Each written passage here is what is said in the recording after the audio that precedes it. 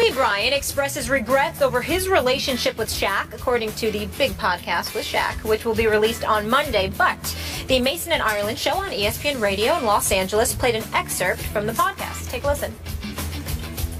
A lot of stuff was said out of the heat of the moment. I guarantee I don't remember a lot of stuff that they said because I changed my thought process of, you know what, we won 3 out of 4. What the hell are y'all talking about? This is not even really a story. Anything you want to take back, Kobe? Yeah, well, here's the thing, though. When you say them at the time, you actually mean. And then when you get older, you have more perspective, and you're like, holy shit, I was an idiot as a kid. You know what I mean? So to me, the most important thing was really just keep your mouth shut, right? You don't need to go to the press with stuff. You keep it internal, and we have our arguments and our disagreements. But I think having our debates within the press was something I wish would have been avoided. But it did kind of create this whirlwind around us as a team with myself and Shaq and the press and the media that just put so much pressure on us as an organization. Kobe keeping it real there. Stephen A., what's going on here? Well, first of all, both usually keep it real. I applaud them for doing the podcast together. It's long overdue, to be quite honest with you. I'm happy that they did it. That's number one. Number two, this relationship has been mended for the last couple of years. And the biggest impetus for it was Dwight Howard. And I want to be very, very careful because I like Dwight Howard. And I know that, people might take it, the wrong way and use it as an opportunity to insult him or whatever. That's not what this is about. I'm just giving you some insight into what Kobe Bryant thinks. There is nothing that has happened in the career or the life of Kobe Bryant that gravitated him more to Shaquille O'Neal than Dwight Howard. Because after Kobe dealt with Dwight Howard, his respect for Shaquille O'Neal elevated exponentially.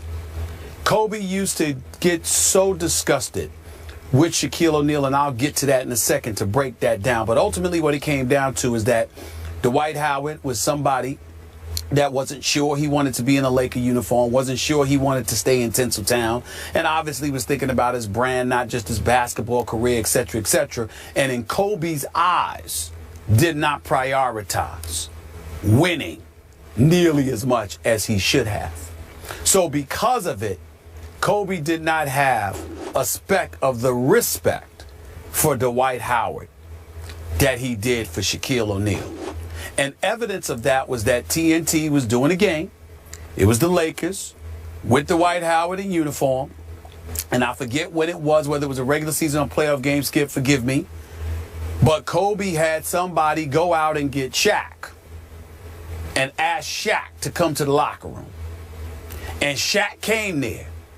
And Kobe just spilled his guts about how much respect he had for Shaquille O'Neal, how, he was sorry that things ended up this way. He's not accepting culpability, please don't get me wrong, totally, because Shaq did some things wrong too, which Kobe will never hesitate to say.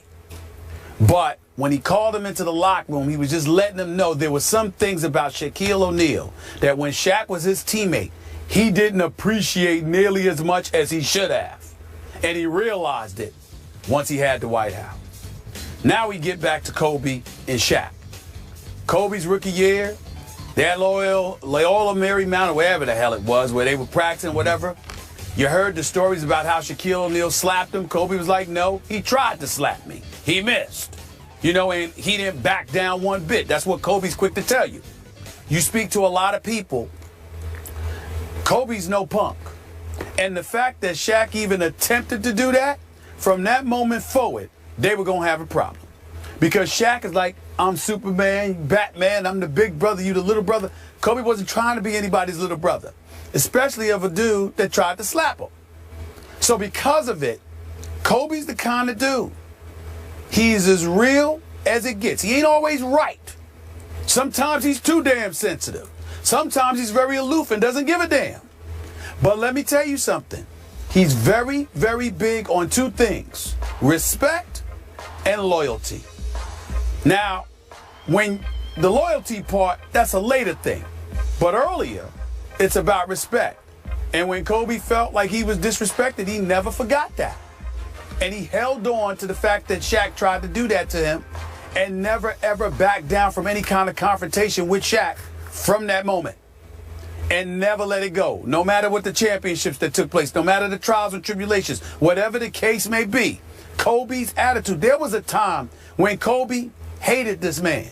If Shaq was on fire, Kobe wouldn't have spit on him. That's how bad it was.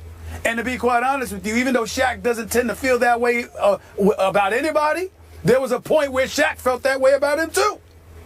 But ultimately, Shaq looked at his greatness, and also Shaq looked in the mirror and said there were things that I could have done better, because that inner circle that Shaq has, that clique, the Mark Stevens of the world, the Uncle Jerome's of the world, his late daddy, the sergeant, his mama, everybody, they have a profound influence on Shaq.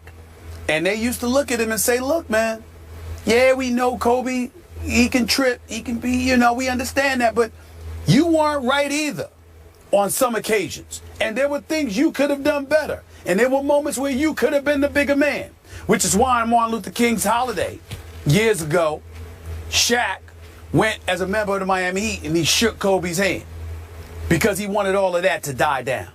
So it's errors on both sides. There was a time when they literally hated each other. Then they grew up, recognized how ridiculous this had gotten, grew out of it, but where their relationship got considerably better to the point where they could pick up the phone and rap with one another and talk with one another, joke with one another, etc., was after Dwight Howard. Because after Kobe had Dwight Howard, from everything that I've been told, his respect for Shaquille O'Neal elevated exponentially. And if you recall, there were times when Shaq has not hesitated to call out Dwight because he was like, I know what Kobe needs, and you ain't giving it to him. And Kobe respected that too. I would advise you to write a book on all this, because I think you just read the audio version of the book to us right here on this show. I mean, you just broke it all down. I would never, ever, ever do anything like that without players' full permission and consent. It's that simple to me. I would never. I didn't think there were things that I know. Obviously, I know about both.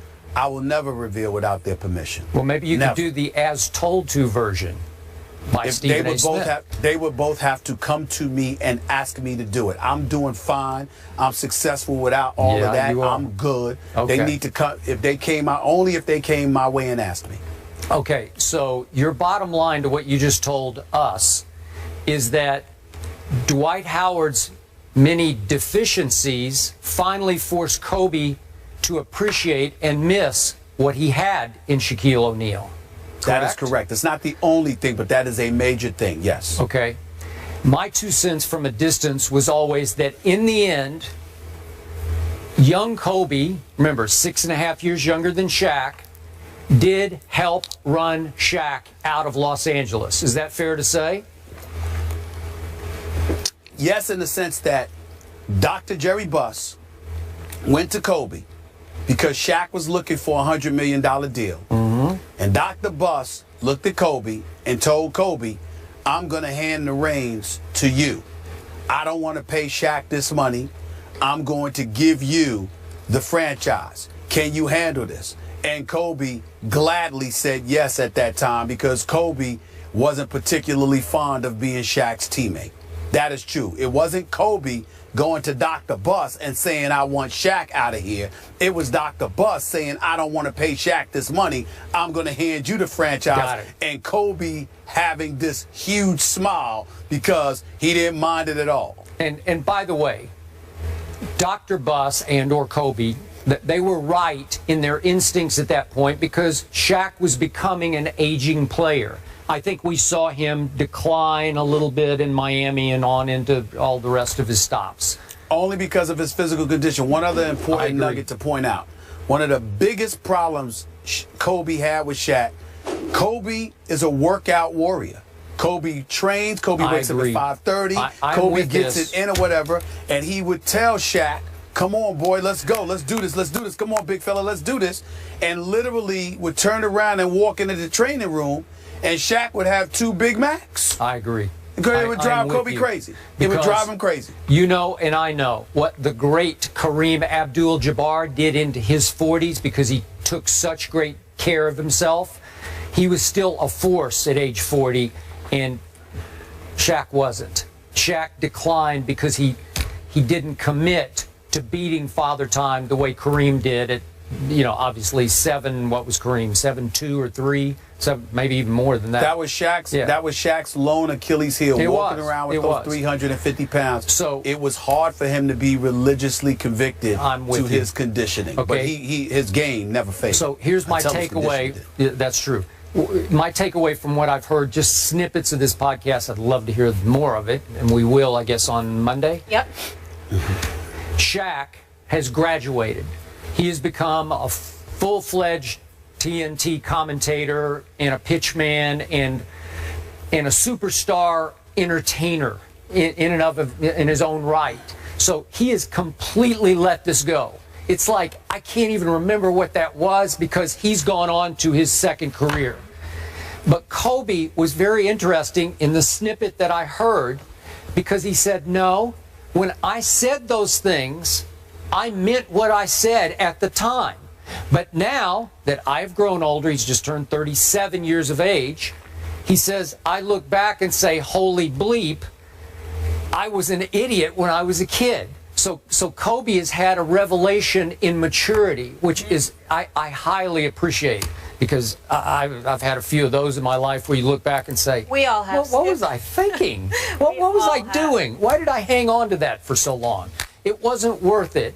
And again, both of them in very different ways have arrived at peace. Peace, brother. That's where they are. It's not just peace. It's an appreciation, and the part that they won't expound upon, if not, I dare say not even admit, is regret. Yeah. If Kobe Bryant and Shaquille O'Neal, if they didn't have such friction, if they were a collaborative force off the court as much as they were on the court, because on the court, they were a collaborative force. Off the court, they were a divided, dysfunctional bunch. Okay, so you had two factions, and really it was one faction because everybody flowed with Shaq. Because Kobe, I mean, listen, man, Kobe's a solo artist, man. Yeah. Kobe does his own thing. Shaq is the kind of person you know. Shaq he's a party waiting to happen, and everybody's invited.